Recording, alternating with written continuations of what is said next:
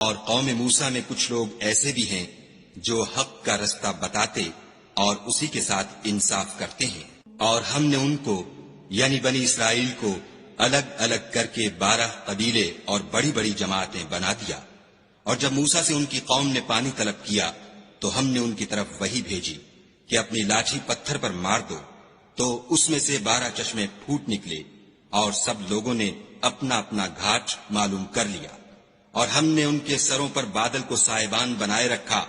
اور ان پر من و سلوہ اتارتے رہے، اور ان سے کہا کہ جو پاکیزہ چیزیں ہم تمہیں دیتے ہیں انہیں کھاؤ، اور ان لوگوں نے ہمارا کچھ نقصان نہیں کیا بلکہ جو نقصان کیا اپنا ہی کیا۔ اور یاد کرو جب ان سے کہا گیا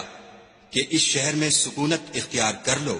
اور اس میں جہاں سے جی چاہے کھانا پینا، اور ہاں شہر میں جانا تو حطۃ کہنا، اور دروازے میں داخل ہونا